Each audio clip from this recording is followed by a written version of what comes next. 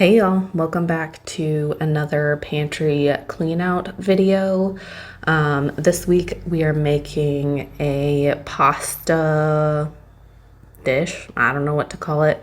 I've just got bow tie pasta and I've just cooked that till it's mostly done. And then I browned up 1 pound of ground beef. And then I dumped in 1 can of pasta sauce. We do keep pasta sauce in the house, specifically for this kind of thing. My goal is this year to can some pasta sauce, which I've done before.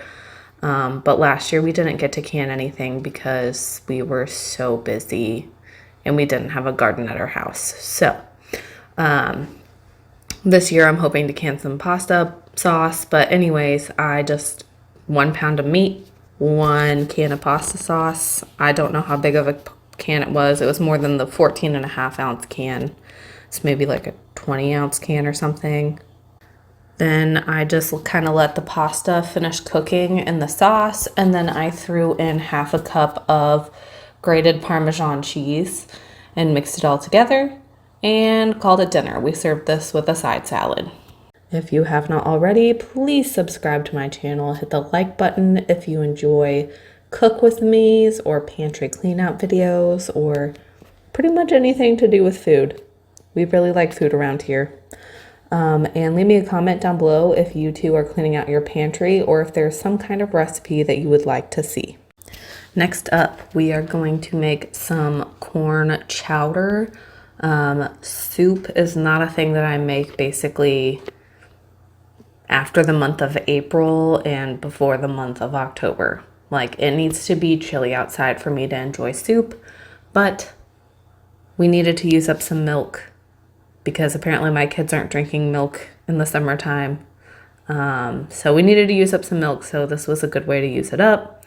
The first thing I did was I diced up 1 pound of bacon and got that frying. Once it was about 75% cooked, I threw in 1 diced yellow onion and 1 very finely diced jalapeno.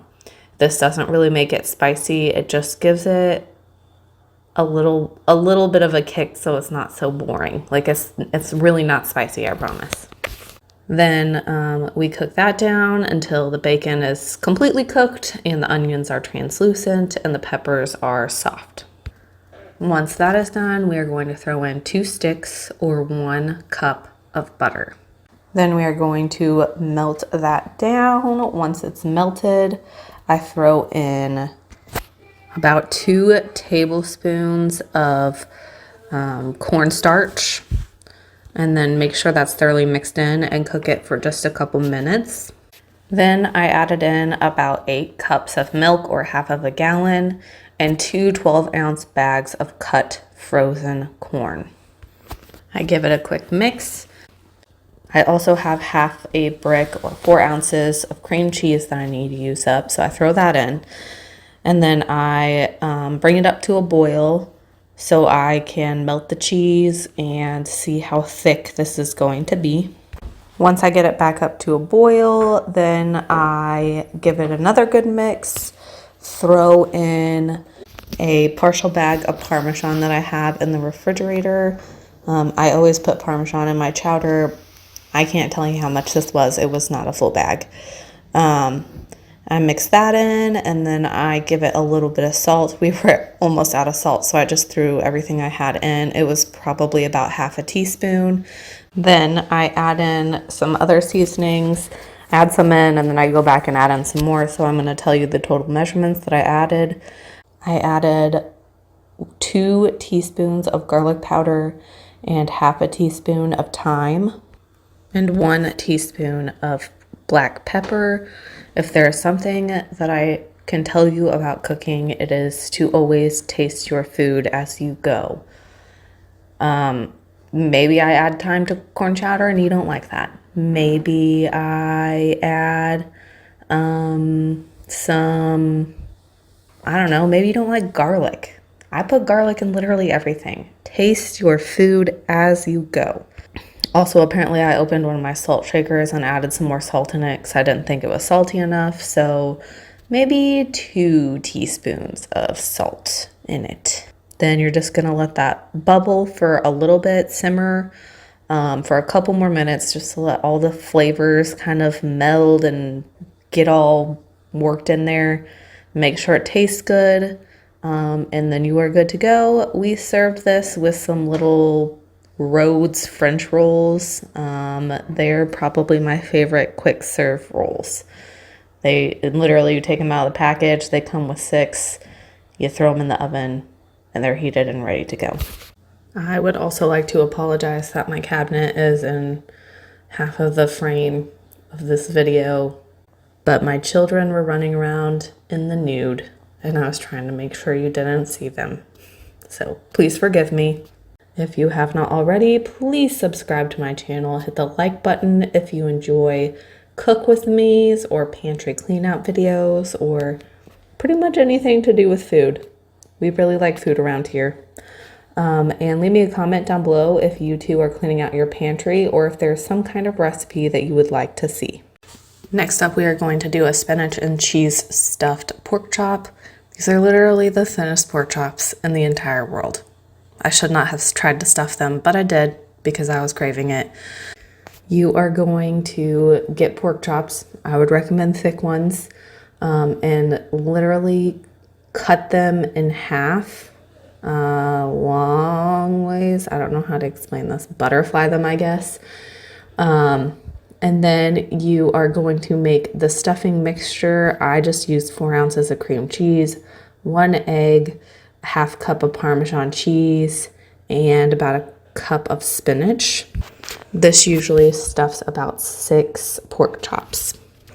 I usually nuke my cream cheese for about 30 seconds, mash that up, and then add in 1 egg and the Parmesan and the spinach. I usually use frozen spinach, but I have made this with fresh spinach.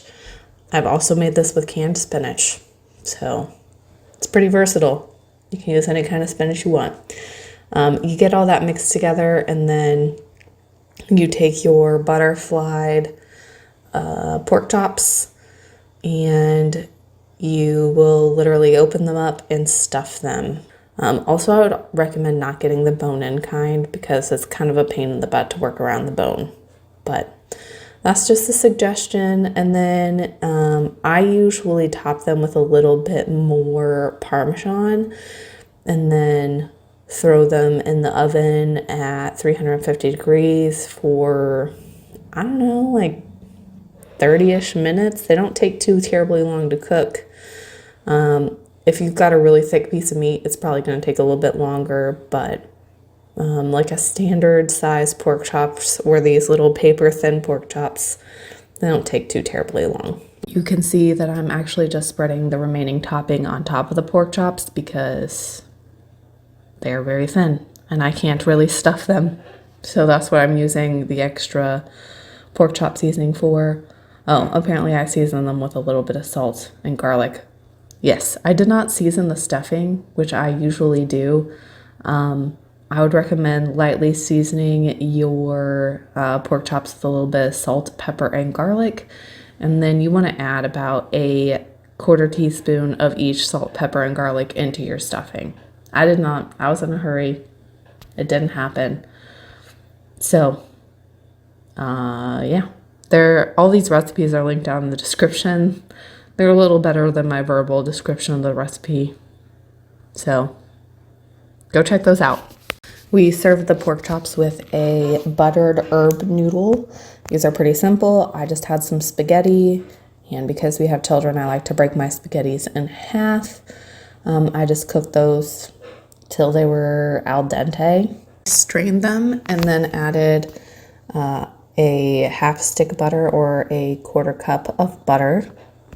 Once the butter was all melted, I added about a tablespoon of parsley, a teaspoon of rosemary, which my husband did not like. Rosemary doesn't get as tender as something like parsley or basil. It's a little more crunchy, and he did not like it. I thoroughly enjoy the flavor of rosemary, so maybe get ground rosemary and don't just use dried rosemary. Then I added a little bit of salt and garlic. Apparently I decided that I needed the other half a block of butter. So I guess a half cup of butter. And then you just make sure all that's mixed together really well. I just served them side by side with a side salad. We eat side salads a lot. Like I said before, if you have not already, please subscribe to my channel, hit the like button, and leave me a comment down below if there's something you're interested in seeing, or if you are also participating in the Pantry Cleanout. I hope you guys have an awesome weekend, and I'll catch you next time. Bye, y'all.